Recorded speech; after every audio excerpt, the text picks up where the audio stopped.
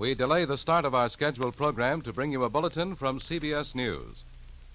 The Associated Press quotes an authoritative source in Tokyo as saying that some United States combat troops have been alerted to go into action in South Korea at a moment's notice. According to this authoritative source, the deteriorating military situation in southern Korea may force the United States to commit ground forces to the battle. This bulletin came to you from CBS News. We now resume our scheduled program. Get this and get it straight.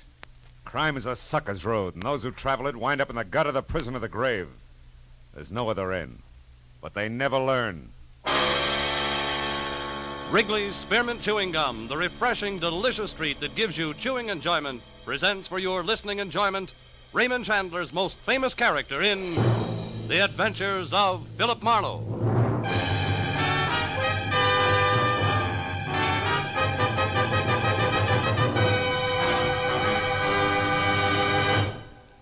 To make every day more enjoyable, treat yourself often to refreshing, delicious Wrigley's Spearmint Chewing Gum. Here's a taste treat you can enjoy indoors, outdoors, at work, or at play. The cool, long-lasting mint flavor refreshes you. The smooth, steady chewing helps keep you fresh and alert. Adds enjoyment to whatever you're doing. Wrigley's Spearmint Chewing Gum. Healthful, refreshing, delicious. Now, with Gerald Moore, starred as Philip Marlowe, the makers of Wrigley's Spearmint Chewing Gum are glad to bring you tonight's exciting story, The Pelicans' Roost.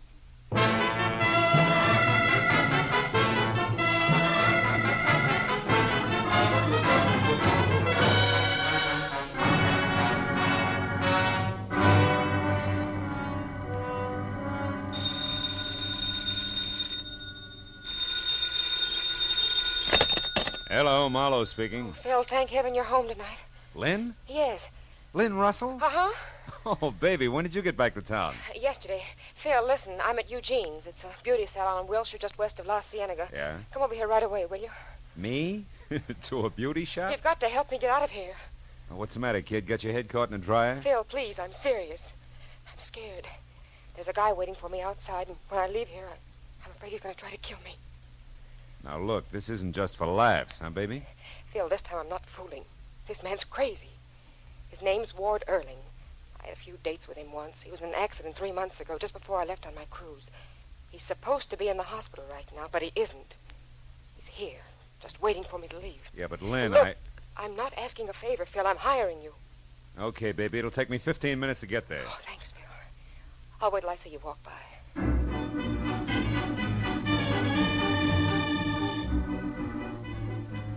I drove out to Wilshire Boulevard and kept telling myself that I could trust Lynn Russell. Why? Because I like her. She was a glossy brunette, born with all the natural equipment of a top model and a covey of oil wells in her own name. She rushed at life, but she'd always been smart enough to stop short of real trouble. Well, it was 9:30 when I got to the section of Wilshire's Miracle Mile that housed Eugene's beauty shop. I drove by, saw no one outside, so I pulled into an alleyway, parked, and walked back slowly. As I passed in front of the show window, I winked at a gilt mannequin with purple hair. And when I heard the door open behind me, I stopped and lit a cigarette. Lynn Russell hurried by without a word, ran to a cab at the corner, and drove away. Well, that was all there was to it. I turned around, headed back to my own car, and got as far as the handle on the door. Oh! I fell against the car as the blow came again. Oh! It made syrup of my legs. I oozed down onto the pavement and stayed there. I know you. You're Marlowe, the private detective. Okay. So I'm Marlowe. Well, let me tell you something, Marlowe. I've spent 3 months flat on my back because of an accident that wasn't an accident. I'm going to get even with her, you understand? I don't care what it costs. Palmer Sloan or anybody else can hire a dozen like you, and it won't stop me, so stay out of my way. I climbed up my front fender hand over hand, got back on my feet. In time to clutch a glimpse of a new convertible emerald green with what must have been Ward Erling at the wheel. Well, it was no use trying to follow in the condition I was in, so I headed for Lynn's place with all my windows open. The cool air helped. I pulled up in front of a wrought iron arch labeled Garden Court Bungalows and followed a flagstone trail back to number 4, which was Lynn's.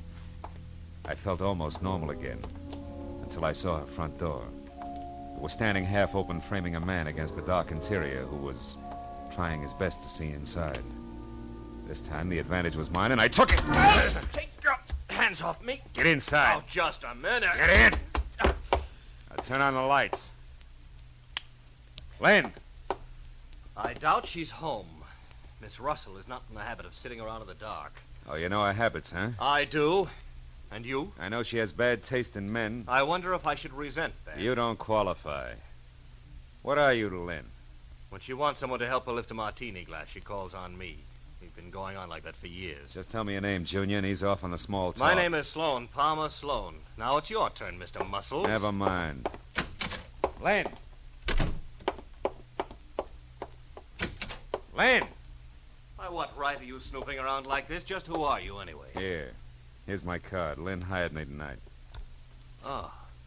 So you're Marlowe the detective? Yeah, Marlowe the detective. Any idea where she is? It's important. None whatever. I had a date to meet her here, which never means very much to her. Why did she think she would need you tonight? Because she was afraid of a guy. One who gave me a crack on the skull, and incidentally, doesn't think much of you either. Oh? Ward Erling. Ever hear of him? Erling? Yeah. Well, yes. But Erling's still in the hospital. He met with an accident, you know, something about brakes slipping on a car, and he was crushed. Accident's not what he calls it, and he's got a gun, just for emphasis. What's his connection with Lynn? Oh, help yourself, Marlowe. Lynn won't mind. Get your snoot out of that glass and answer me. She discovered him, like all the others. I'd sculpted 2 years ago. And the cowboy, Tex Harrison. Early last year was the fellow with the racing boats, and so on. They are hobbies, fun and games to Lynn.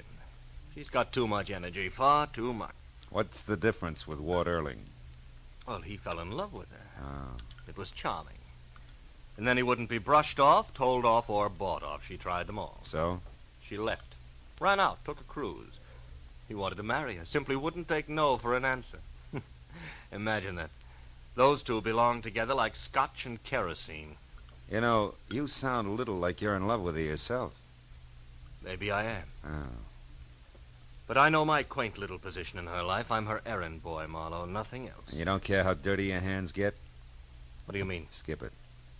Now look, errand boy, her life's in danger. Right now, I've got to find Ward Erling in a hurry. Any good ideas? You might try the 4-bell jump in Santa Monica. What's that? That's where Lynn dug that character up originally. He's a musician? If you want to call it that. Some do. He was the piano player and leader of a small and for some reason successful combination that's still there, so far as I know.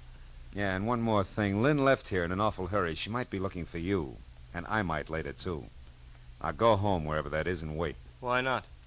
Oh, it's 210 in the Beekman Plaza. 2:10, huh? And if my apartment doesn't answer, try the bar.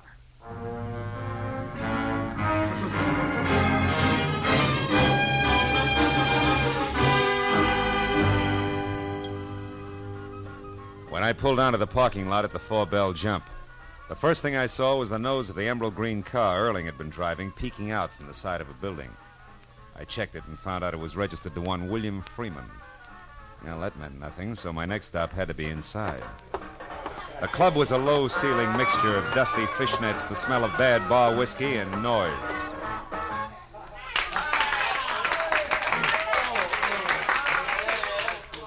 The band had just finished the set, climbed off the stand, and drifted out to join the customers.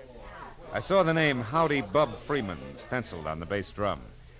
He was a flyweight who carried most of it on an oversized head equipped with a pair of protruding yellow eyes. Stuck out even further when I followed him out into a back room. Hey, Bub. Yeah? Is that your car on the side, the green one? Yeah, brand new. Nice, huh? Too nice to loan out. Better come again. Where's Ward Erling? I thought he was the piano man here. Ward, he used to be. He's in the hospital now. Had a bad accident a while back. Who says it was an accident? What? It was an accident. I say so. Of course it was. I saw it. The brake slipped in his car. It rolled down an incline, pinned him against a wall. Is that so? Who says he's in the hospital? I do. Hey, look, what's your grift? You're a liar, Bub. Erling borrowed your car tonight. Man, you're dragging me. I'll see you around. Come back here! Look, I got no beef with you, mister. Where can I find Ward Erling? Why don't you go off somewhere and drop dead? Where is he? Come on, little man, before I shake it out of you.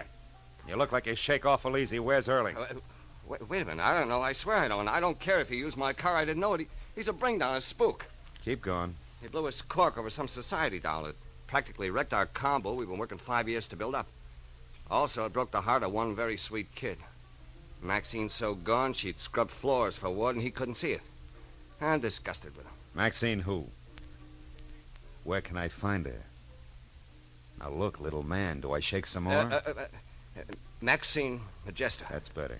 She's inside at the end of the bar, blonde in a blue dress. Take it easy, will you? She's a good kid. So am I. We'll get along fine. I'll see you, bub.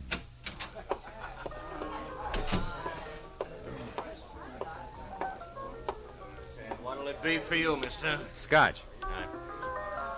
Oh, that one's taken. Lady will be right back. Oh, I'm sorry. Water or soda? Water. Right. There you go. Thanks. Hey, Larry. Huh? Your phone's broken? I didn't get my nickel back. Oh, you want me to freshen up that drink, Maxine? No, thanks, Larry. This is fine. Maxine, Yeah? maybe you can help me. Maybe. No. No, what I mean is I'm looking for Ward Erling. Try under a rock. You know, you sound a little bitter. I'm as bitter as a slot machine these days. What's it to you? Well, I'm an acquaintance of Lynn Russell's. Name's Marlowe. You know her, Maxine? I've seen her at the jam sessions we used to go to. She used to show Ward off to her little groups like a prize pup. Sure you got it pegged right? You know, she tried hard to shake that. Listen, she's the gut rocks type who'd sink a yacht just to watch the bubbles. And that's only... Only what, Maxie? Never mind, skip it. Good night, Mr. Hey, Marlowe. wait a minute.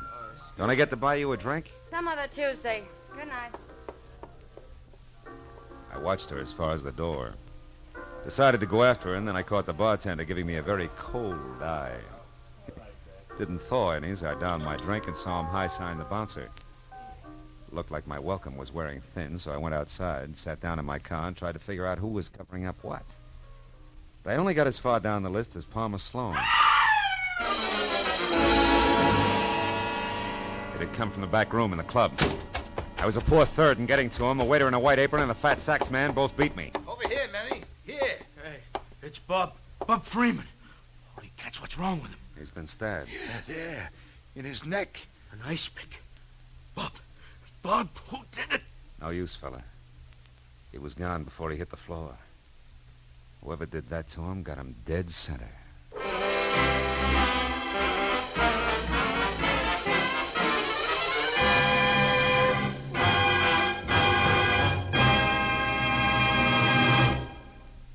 To make every day more enjoyable, treat yourself often to refreshing, delicious Wrigley's Spearmint Chewing Gum.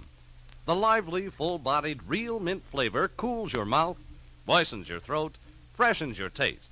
And the chewing itself gives you a little lift, helps you keep going at your best.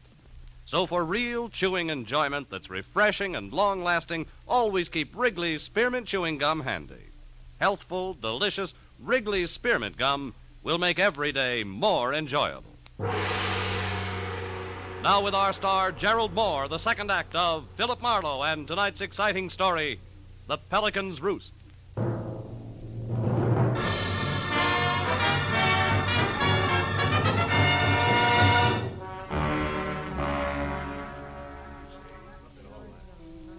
Howdy Bub Freeman was face down and dead. The ice pick that had killed him pointed straight up, rigid like an accusing finger. To the right of the dead drummer's sprawled legs was the fat saxophone player, his face shiny with a fine sweat of fear. And to the left, the waiter who had found Freeman's body. For a backdrop, there was the doorway crammed with astonished faces and the funny kind of cracked voices people always have at a time like that. I closed them out. The waiter objected. No, wait a minute, mister. What are you doing that for? We gotta call the cops. Hey, you ain't the cops, are you?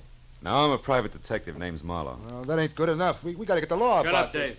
What? Mr. Marlowe will tell you anything you want to know. My name's Lager, Manny Lager. Bub Freeman was a good friend of mine.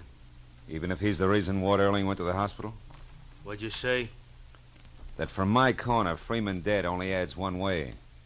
He put Ward Earling in splints to keep him from wrecking the band by running off with Lynn Russell on a 90-day cruise. Oh, yeah, sure. And to get even, Earling put an ice pick in his neck. Tossed it right from his hospital window. You don't keep up with the news, do you, Lager? Earling left the hospital this afternoon, probably by way of the fire escape. Ward is out? Out. And so that the accident was the kind that's planned well in advance. I know because we've already had a chat. Then you mean that Earling did this to get square? He killed Freeman? It could be. But there's another angle. Yeah, an angle named Palmer Sloan. That society louse that didn't want his girlfriend mixed up with anything as degrading as a musician. That's it, ain't it? Maybe. Earling was after Palmer Sloan or Lynn Russell. He never mentioned Freeman. Yeah, but where's the tie? Howdy Bub didn't fall on that ice pick. How does it figure? Playing his sheet music was Bub and Palmer Sloan working together. Palmer knew that Earling was on the loose. He was afraid Bub would spill, so he quieted him with that. Right, Marlowe? No, I think you're wrong, both of you. Look here. I found this on the floor near the window. This wouldn't belong to a man, Mr. Marlowe, not even the Palmer Sloan. Let me see that. A mascara case. Yeah. Could be the very personal property of Lynn Russell. Yeah, her and a couple of million other dolls. You can't hang her on that. Every gal carries mascara. Hold it, will you, Lager? There's a trade name on this case. Eugene, Wilshire Boulevard, Beverly Hills. So what's that prove? May prove you wrong, Lager. I'll see you, boys.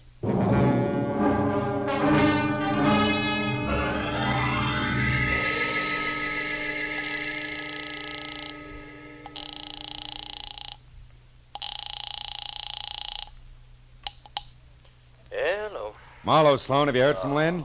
No, Marlowe, I haven't, and I probably won't, so please, let's not call here Save every it for the hour. country club, Palmer, and get a good grip on this. The drummer at the Four Bell Jump's been murdered. Looks like our not-so-sweet friend did it. Lynn? Oh, you're out of your mind. Yeah, I'm out of my mind. Now tell me, if she did this, have you any idea where she would head? No, Marlowe, no, I don't. No. The boat is tied up. Her car is in the garage for repairs. Okay, suppose she didn't take a car or a boat. Would it be by... Hey, wait a minute, Sloan. What was that about a boat? Is it a yacht, maybe? Not exactly, Marlowe. It's a cabin cruiser. Anchored off the Santa Monica Pier at the moment. and Santa it's a Monica, no- Sloan, that fits. What's the name of it? Crest of the Wave. Why? What makes you think she'd go out there? Well, among other things, a crack a lady made earlier tonight. A lady named Maxine Majesto who loves Ward Earling and hates Lynn Russell. Bye-bye, Palmer.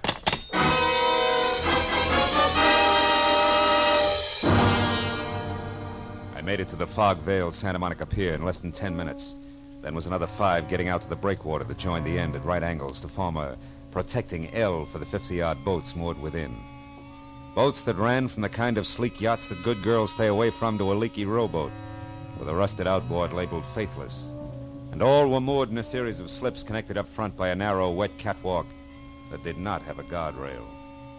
Except for a quiet old man with his pipe and pass, the end of the pier was deserted. No light showed on any of the boats. When I'd gone along the catwalk as far as the crest of the wave, a neat chrome-finished 50-footer, I had a clammy, uncomfortable feeling that said I was too late. But that disappeared in the next minute when I spotted Maxine Majesta standing alone on deck. A blonde hair damp and flat to a drawn, glistening face. A face that didn't brighten at the sight of me. Marlowe, what do you want here? Lynn Russell. Have you seen her, Maxie? Lynn? No, I haven't. But you are waiting for her. No, why would I... You mean you always come out here nights? It's good for a girl's hair, is that it, baby? Marlowe, stay out of this, please. So you can get to her alone? No, Marlowe, so I can get to her alone. What? Don't budge an Fine. inch. I mean that, Marlowe. This thing goes off real easy. Now, where is she, Maxine? I don't know. Oh, Ward, I knew you'd come here after her. That's Never why... mind that. I want Lynn Russell, Maxine. Why? Why, darling? Oh, Ward, aren't you through with her yet? Didn't you do enough to you? She and that Palmer... Stop it. Just tell me where she is. Keep those hands up, Marlowe. I had an itch. I'll ask permission next time. Ward, listen to me. What difference does it make where Lynn is? She doesn't love you. She never did. You were a 5-minute intermission. But us, we were different. We were in love, Ward. We had everything. I'm only after one thing, Maxine. Now, where is she? Ward, please forget her. Come here. Get my arm. I'm gonna break it unless you tell me what I want to know. The guy who runs the hamburger joint on the other side of the pier saw her here, Maxine. And for the last time, where is she? All right, stop it. She's at Pelicans Roost.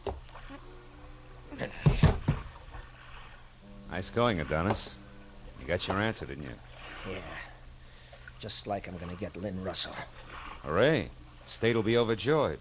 What's that supposed to mean, detective? Something like Lynn Russell just killed Howdy Bub Freeman? You're a liar. Really? It doesn't matter. If it's true, I'll just be a little harder on the fine lady. How hard can you get, kid? Hard enough. Oh!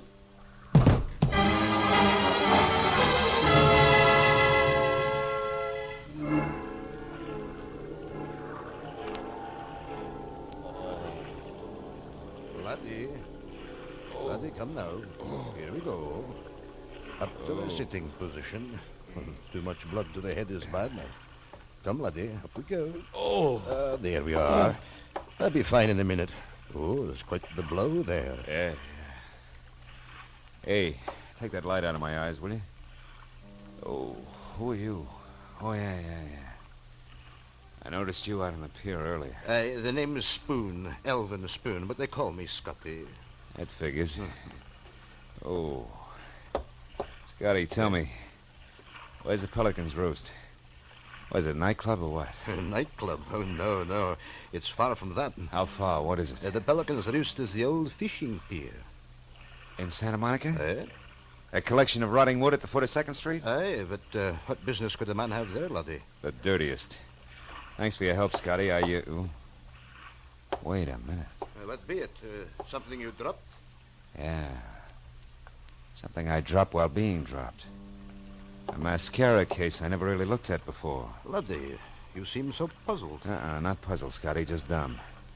Lottie here has been jumping to the wrong conclusions, and all because he didn't take a good look at this and... And what? And the color of a girl's hair. So long, Scotty. Thanks again for your help. May get me to the Pelicans' Roost on time.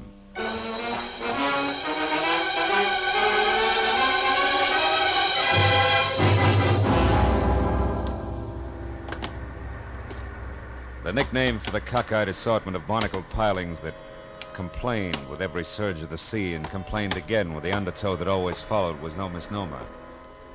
At least 1,000 sleeping pelicans called it home. And now as I moved out along the splintered, lopsided boards that here and there gave way, I tried to be careful. Not to wake too many of the birds and stir them to flight, because that would give me away. But the heavy, clinging fog and the waves crashing over the jagged, jutting rocks below were on my side. I made it out to within 20 yards of the end of the pier without being seen. There I slipped my .38 out of my shoulder holster and went forward, a slow foot at a time, until I saw Lynn Russell. Alive and alone, huddled near a slick, oily piling, her face in her hands, her body trembling with her tears. What I didn't see was the man who had come up beside me and taken aim. My hand! How dumb can one man get, Marlowe? A beating on the sidewalk, a beating on the boat, and now this. Third time's a charm, Adonis, haven't you heard? Oh, Phil. Phil, your hand, it must hurt terribly. Don't waste your sympathy, Lynn. The gentleman here thinks you're a killer. He thinks you knocked off Howdy Bub Freeman because you and Bub planned my accident, and you were worried about Bub talking too much. Phil, how could you believe that? Oh, it was real easy, Lynn. You had the motive, and that plus a box of mascara that came from your beauty shop just about sold me. I don't understand. What about the mascara? Well, it was found near Freeman's body. But it wasn't until a few minutes ago that I found something else. The mascara is brown, and that fits a blonde, not a brunette. What are you trying to say, Marlowe? My guess is that Maxine Magesta is that blonde. She happens to use the same brand as you, Lynn. It's a good guess, Marlowe. Maxine. Swell guess. I did kill Bub. We both planned your accident, Ward. Bud because he didn't want you to ruin everything you two worked so hard for, and I because I'd rather have you in the hospital than with her. Stay back, Maxine. He has a gun. So do I, but I'm still ahead. You see, Marlowe, I got here before you did. I've been watching them. He had all the chance in the world to shoot, but he didn't, and he won't. And that's why you only got shot in the hand. He's not a killer. He only has a killer's temper. And he's just learned that revenge is hollow unless you are a killer. Don't, Maxine. Shut up, both of you. You killed Bub. Yes, I did. He was afraid you'd find out everything. He thought his only chance was to tell you what we did and put the blame heavy on me. You scum. You put me in the hospital, nearly killed me just to keep me for yourself. Yeah, it's called love.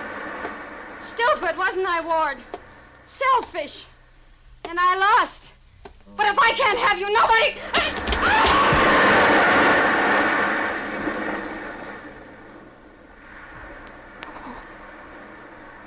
Phil. She hit those rocks. We've got to get her. Not a chance. Wouldn't do any good if we did. Give me that gun, Erling. Marlowe, Never mind the speech. Go on back to the hospital. Get out of here. Yes. All right, Marlowe.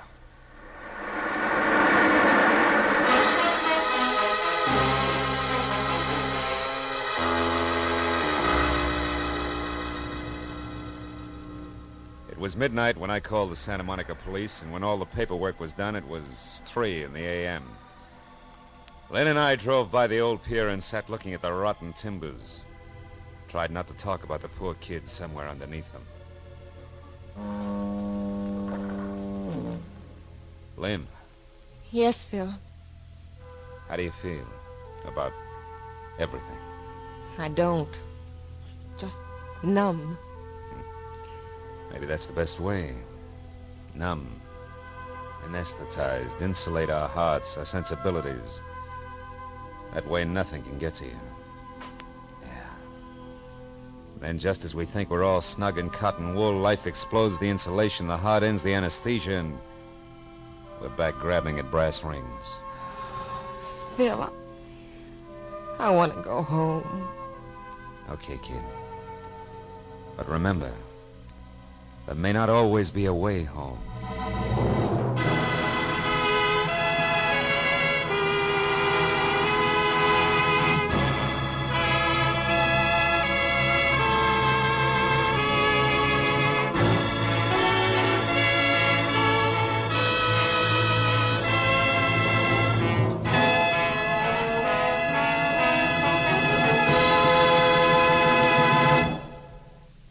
Remember, friends, to make every day more enjoyable, treat yourself often to refreshing, delicious Wrigley's Spearmint Chewing Gum. There's lots of cooling, real mint flavor in every stick. And chewing Wrigley's Spearmint helps keep you feeling fresh and alert. You feel better, work better, get more fun out of doing things. So indoors, outdoors, wherever you go, keep some healthful, refreshing Wrigley's Spearmint Chewing Gum handy. To make every day more enjoyable, treat yourself often to delicious Wrigley's Spearmint Chewing Gum.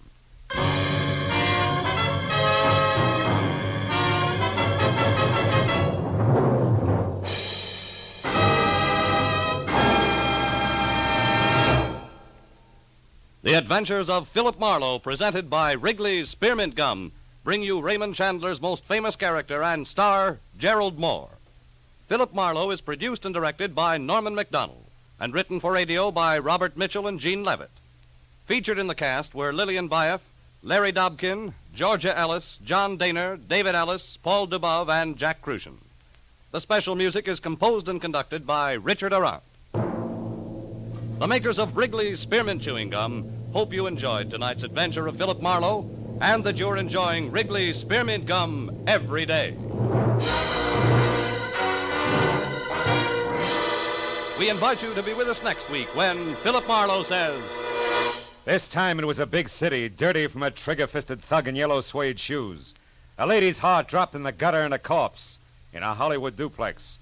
But in the middle of it all and setting the pace was a sweet little girl from Pumpkin Center, Kansas.